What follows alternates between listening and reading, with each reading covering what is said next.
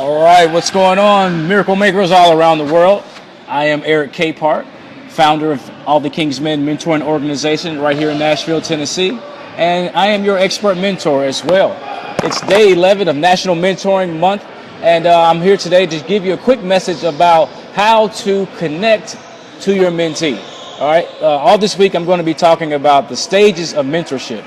Today I'm going to be talking about how to commit. I'm talking about how to commit to your mentee. Yesterday we talked about how to connect with your mentee, and you do that by sharing your backstory, sharing your life story with your mentee, and listening to them as they tell you about their life story. And when you're listening to those stories, you want to try to find the similarities in those stories, and you want to build upon that. And you want to be authentic.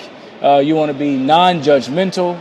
I understand some of us are more old-fashioned today than so when we're trying to relate to young people, we can kind of miss the mark a little bit because we're a little bit too old-fashioned. So you want to be loose and open to new things when you're trying to connect with your mentee. But today I'm going to be talking to you about how to commit to your mentee. This is a very important part of the mentorship process. Did you know that 1 in 4 children are growing up in a single parent home?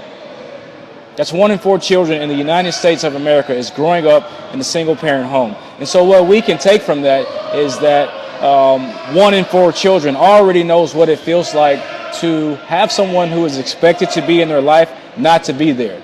That person wasn't committed to that young person. And so 25% of our young people in this country already know what it feels like to have someone who is supposed to be committed to them not be committed, not show up.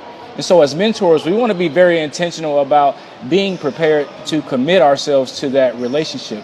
And committing is a very, very critical stage in doing that. And committing is real simple to me. Committing to your mentorship is just showing up when you say you're going to be there. And the way I like to teach this in my trainings when I'm doing mentor trainings is you use the mentor forecast. So if you go to my website, ericdkpart.com, and you join my list, I'm going to give you instant access to an easy-to-use, step-by-step approach to becoming a value-driven mentor. And in that, you'll see a little section that is a mentor forecaster. And the reason that mentor forecaster is so important is because it's one of the things that you need that will help you stay committed to your mentorship. You want to think ahead of time. When are you going to spend time with your mentee? Are you going to spend 3 hours a month this month? And how does that 3 hours look? Is it 1 hour on the phone each week? Or is it 1 hour visiting the school for 3 weeks? However that mentorship looks, you need to forecast that before it's actually time for you to do your mentorship so that you can be committed to the relationship. And you also want to share that schedule with your mentee. You want your mentee to know when they can expect to see you, right? So that's how you stay committed to your mentorship, is by forecasting the time it's going to take.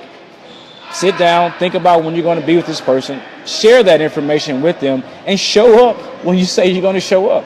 It's that simple to me. Being committed to your mentee is so critical because, again, 25% of the young people in our country already know what it feels like to have someone who is not committed to them, who is supposed to be.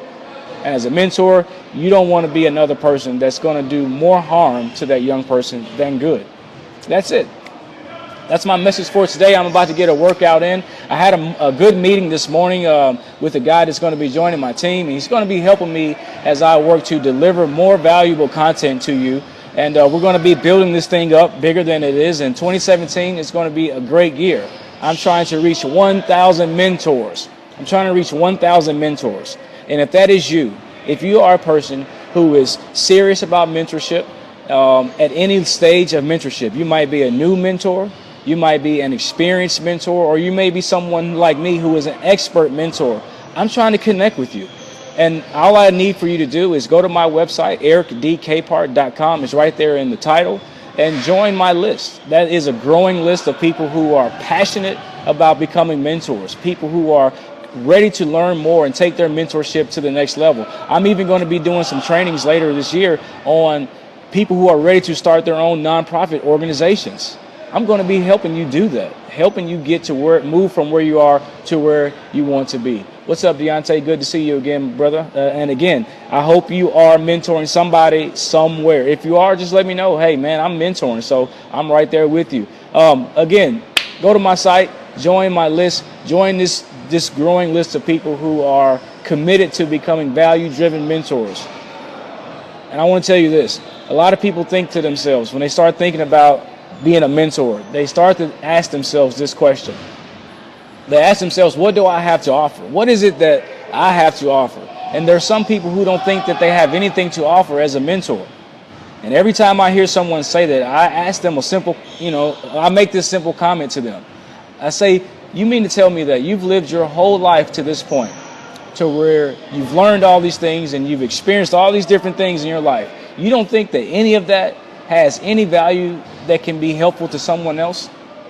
And they usually say, well, you know what? I do have something to offer. And that's right. And I tell them this, you don't have to know everything, but you do need to know something. And the thing that you do know is your story. And that's your secret weapon in mentorship.